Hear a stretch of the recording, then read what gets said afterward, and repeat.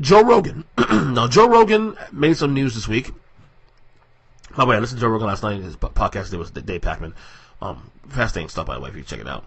But Joe Rogan, earlier this week, announced that he will be moving his show, The Joe Rogan Experience, exclusively to Spotify, beginning September 1st. Basically, Joe Rogan will now have all this stuff on that platform alone.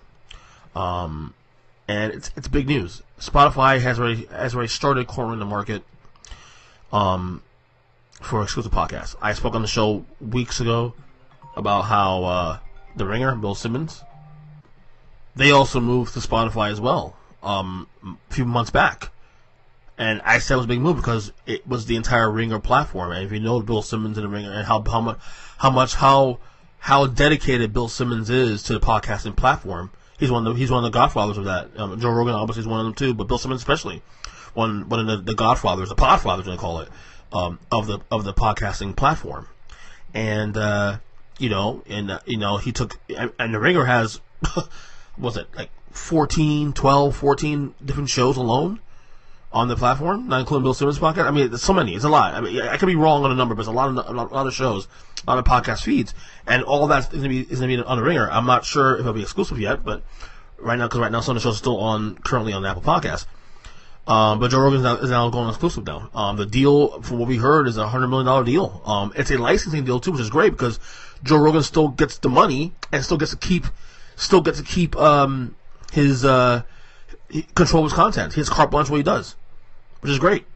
And I thought about this too about Spotify, because they're late bloomers in the game for the most part. I mean, they've been in existence since 2008, 2009, maybe a little later than that, in terms of the music streaming service and whatnot. But the fact they've been so aggressive on the podcasting thing is very encouraging. And I'm not really, as a consumer who doesn't want to pay for stuff really necessarily, like parts of me is sad that Rogan's going, although it's still free to get the podcast. You have to pay for the podcast to get Joe Rogan. You just have to download the app, which I do have, so it's not a big deal. Download the Spotify app and you have access to the podcast. But I do admire the fact that Spotify is really believing in the medium. Really taking stock in the fact that podcasting is a big thing. Podcasting is real, and that the fact that they lock up Joe Budden, the fact that Joe Budden's obviously hip hop artist from 2000s, fairly big, but his show is even bigger. Jamel Hill, one of the more controversial, but one of the more bright minds in media, sports media, liberal media, what we call it, And then you have The Ringer and Bill Simmons, whatnot. That's huge. And then now Joe Rogan.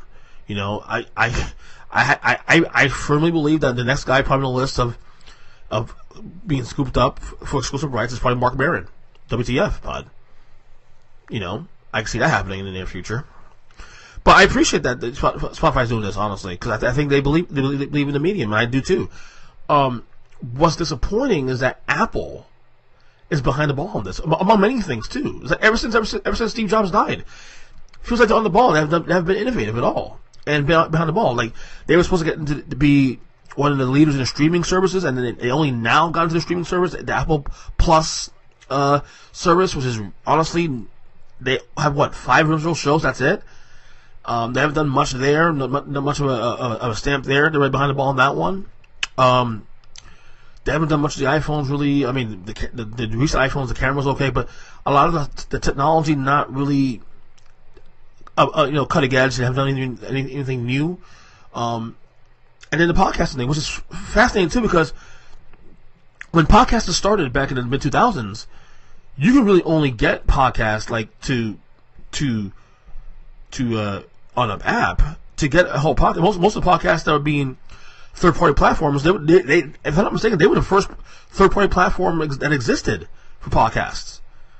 But they never found the way to monetize in a way where they can keep rights or exclusive rights to certain shows or make deals, whatever it may be.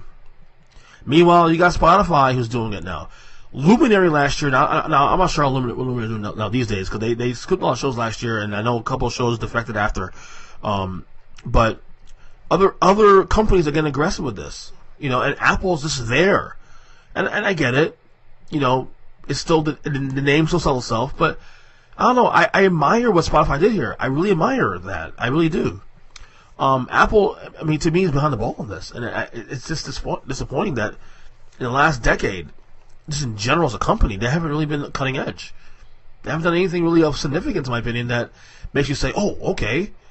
And whether it's streaming, whether it's what their hardware or software, and now the podcasting is very disappointing. You think Apple would have been ahead of the curve in that one, but no, not at all. But Joe Rogan going there. YouTube gets hit on this a little bit too because YouTube, obviously you can watch the shows on YouTube. So the full episodes on YouTube will be on Spotify's platform. I believe the JRE clips, which is like pieces of the episodes, will still be on YouTube, which is good. So I watch that too. If there are guests he has on the show, I don't really care to listen to. But there's an important 5-minute clip or 10-minute clip with that guest on something I might be interested in. I'll watch it on YouTube. So, but good for Joe Rogan, man. Good for him.